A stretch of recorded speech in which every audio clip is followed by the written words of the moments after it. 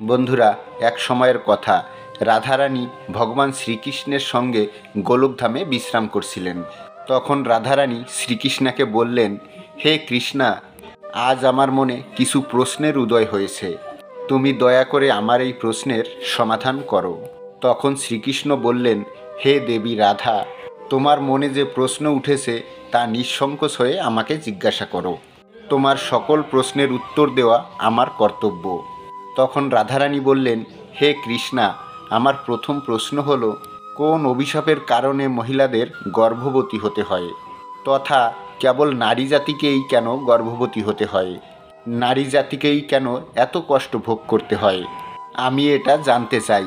তখন শ্রীকৃষ্ণ বললেন, হে দেবী, তুমি যে প্রশ্ন করেছ তার উত্তর কিছুটা বিচিত্র, কিন্তু আমি তোমাকে এই বিষয়ে একটা গুরুত্বপূর্ণ কথা শোনাতে চাই। তখন শ্রীকৃষ্ণ বললেন, হে রাধে, বৈদিককালের কথা, যখন ভগবান ব্রহ্মা সৃষ্টির সূচনা করেছিলেন, তখন ওনারই বীর্যর দ্বারা কিছু ঋষি ও কিছু মুনি ঋষির সৃষ্টি হয়েছিল।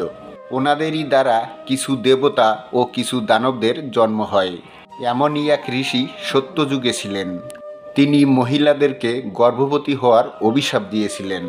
তখন রাধারানী বিচলিত হয়ে কৃষ্ণাকে জিজ্ঞাসা করল, হে কৃষ্ণা, এমন কোন মুনি ঋষি ছিলেন যিনি মহিলাদের এইরকম অভিশাপ দিয়েছিলেন?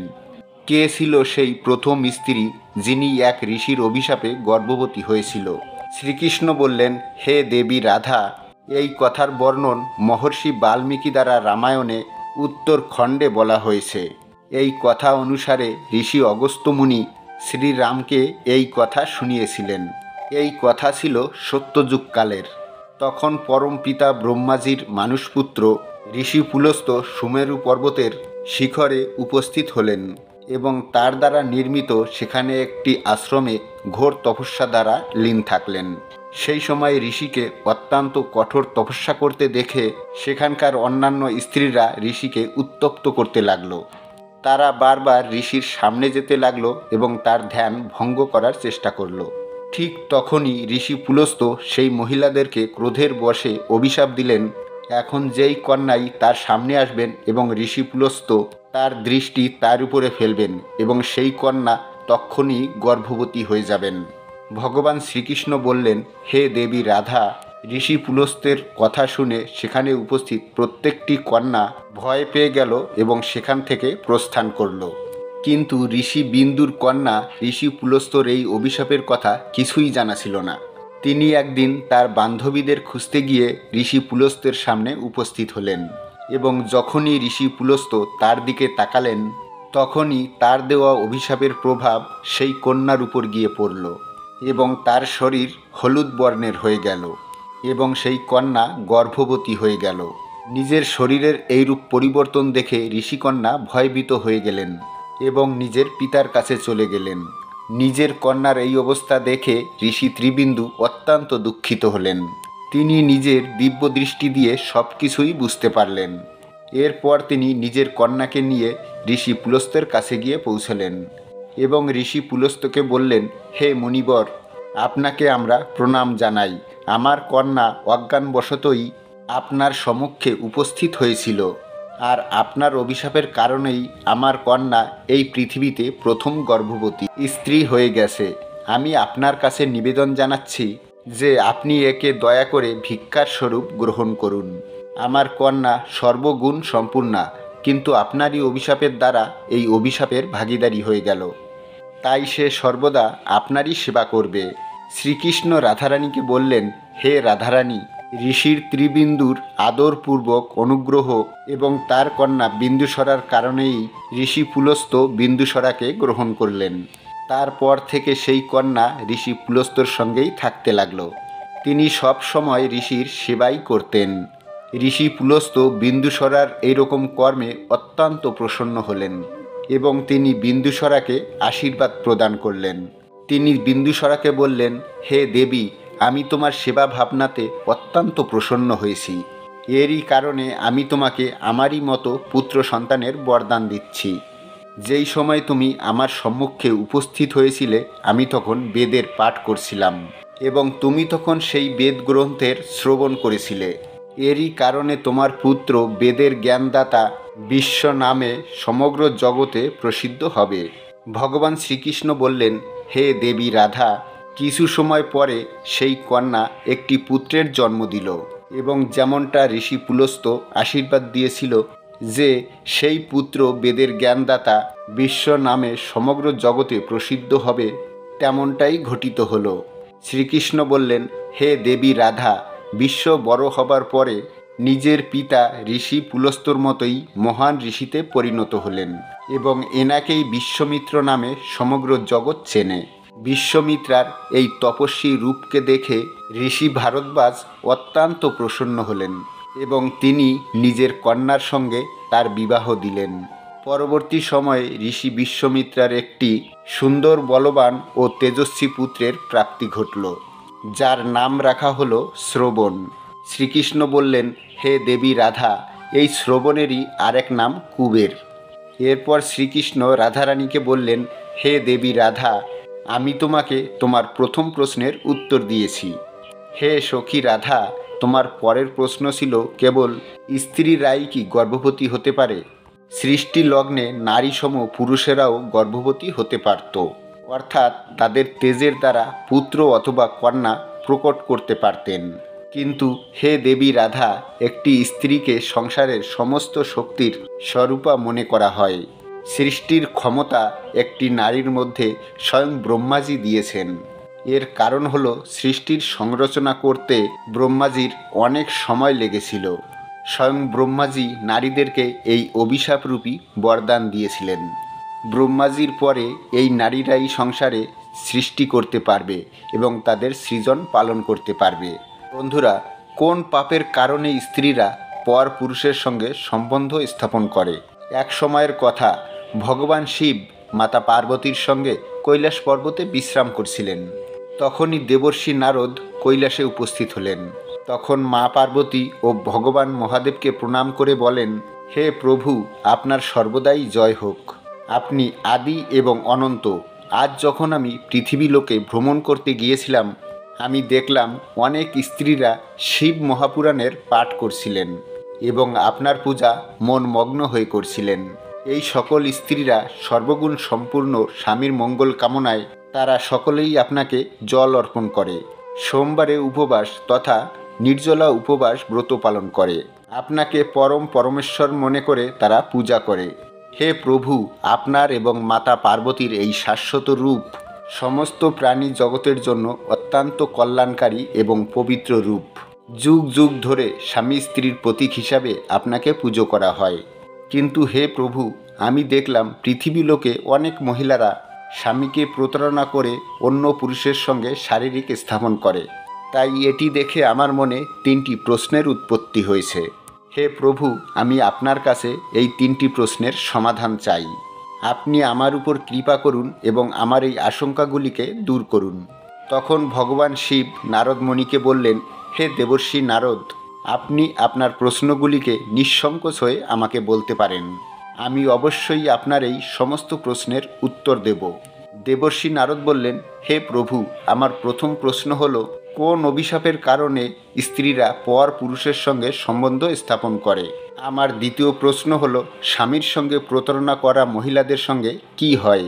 আমার তৃতীয় প্রশ্ন হলো, স্বামী ছাড়া অন্য পুরুষের সঙ্গে সম্বন্ধ স্থাপনকারী মহিলাদের কোন পাপ দ্বারা গ্রস্ত হতে হয়? তখন মহাদেব বললেন, হে নারদ মুনি, আপনি সমস্ত মানব জাতির কল্যাণের উদ্দেশ্যে উচিত প্রশ্নই করেছেন। আপনার এই সমস্ত প্রশ্নের উত্তর একটি কথার মাধ্যমে আপনাকে আমি শোনাতে চাই।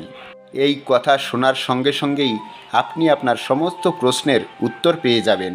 যে সকল স্ত্রী বা পুরুষ এই কথা মনোযোগ সহকারে শোনে, তার সকল পাপ নষ্ট হয় এবং সে মনের মতো জীবনসাথীর প্রাপ্তি করে।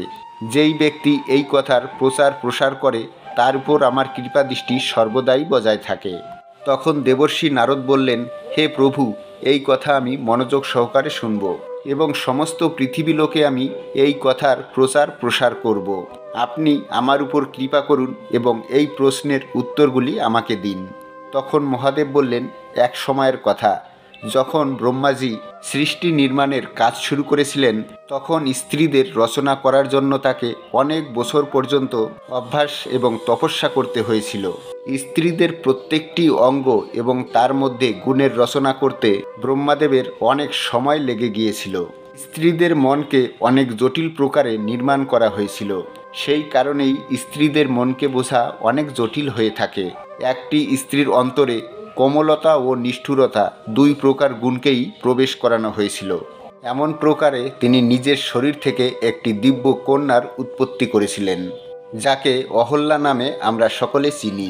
এই সেই কন্যা যার অভিশাপের কারণেই আজ বহু স্ত্রীরা পরপুরুষের সঙ্গে সম্বন্ধ স্থাপন করে। এই অহল্যার কথার মাধ্যমেই আপনি আপনার সমস্ত প্রশ্নের উত্তর পাবেন। দেবী অহল্যা গুণবান, পূর্ণবান এবং সমগ্র গুণসম্পন্ন পবিত্র স্ত্রী ছিলেন।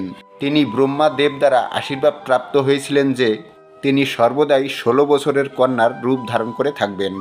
কখনোই তার সৌন্দর্য কমবে না। এক সময় যখন তিনি শিক্ষা প্রাপ্ত করার জন্য মহর্ষি গৌতমের আশ্রমে গেলেন, তখন সেই কন্যা এত সুন্দর ছিল যে সমস্ত জগতের প্রাণীরা, এমনকি দেবতারা, দানবেরা সকলেই সেই কন্যাকে নিজের পত্নী বানানোর আগ্রহ রাখত। কিন্তু যখন তিনি মুনির আশ্রমে অত্যন্ত সুরক্ষার সঙ্গে শিক্ষা গ্রহণ করলেন, তখন মুনি গৌতম সেই কন্যাকে আবারও ব্রহ্মার কাছে নিয়ে গেলেন। কিন্তু ব্রহ্মাজি গৌতম মুনির এত সততা দেখে তার উপর অত্যন্ত প্রসন্ন হলেন এবং ব্রহ্মাজি নিজের কন্যা অহল্যার সঙ্গে তার বিবাহ দিলেন। এই রূপেই একদিন যখন দেবী অহল্যা গঙ্গা তটে স্নান করতে গেলেন, তখন সেই বনে দেবরাজ ইন্দ্রও বিচরণ করছিলেন। তিনি দেবী অহল্যাকে স্নান করতে দেখলেন। অহল্যার সৌন্দর্য দেখে তিনি নিজের ইন্দ্রিয়কে বশে রাখতে পারলেন না। তার মনে কাম ভাবনার উৎপত্তি হলো। যখন দেবরাজ ইন্দ্র এটা জানতে পারলেন যে দেবী অহল্যার বিবাহ গৌতম মুনির সঙ্গে সম্পূর্ণ হয়েছে, তবুও তিনি নিজের মন মানসিকতার পরিবর্তন করলেন না। তিনি রোজ লুকিয়ে লুকিয়ে অহল্যাকে দেখতে লাগলেন। এইভাবে তিনি ঋষি গৌতম ও দেবী অহল্যার দিনের সমস্ত কর্ম সম্বন্ধে অবগত হয়ে গেলেন। এরপর দেবরাজ ইন্দ্র সাহায্যের জন্য চন্দ্রমার কাছে গেলেন। মহাদেব বললেন, হে দেবর্ষি নারদ, যখন কোনো ব্যক্তি কারোর সঙ্গে মিত্রতা করে তখন সবার আগে সে তার ব্যবহার দেখে, এবং দুজনার ব্যবহার যদি একই রকম হয় তখন তাদের মধ্যে মিত্রতা সম্ভব হয়। যেমন ধরুন, কোনো চোরের মিত্র চোরই হয়, কোনো সাধু পুরুষের মিত্র কোনো সাধু পুরুষই হয়। এরপর একদিন চন্দ্রদেব ও ইন্দ্রদেব দুজনে মিলে একটি যোজনা বানালেন। যোজনা অনুসারে একদিন রাত্রে ইন্দ্রদেব দেবী অহল্যার কাছে গৌতমের বেশ ধরে যাবেন এবং চন্দ্রমা তাকে এই কাজে সহায়তা করবেন। চন্দ্র তার গুরুর সঙ্গে প্রতারণা করেছিল। চন্দ্রদেবের গুরু ছিলেন দেবগুরু বৃহস্পতি। যখন চন্দ্রমা শিক্ষা গ্রহণ করার জন্য দেবগুরু বৃহস্পতির কাছে গিয়েছিলেন, তখন চন্দ্রদেব দেবগুরুর স্ত্রী তারার উপর মোহিত হয়ে গিয়েছিলেন এবং তারপর দেবগুরুর স্ত্রী তারাকে নিয়ে চন্দ্রমা সেখান থেকে পালিয়ে গিয়েছিলেন। এর ফলস্বরূপ চন্দ্রদেব এবং দেবী তারা দুজনেই অভিশপ্ত হন।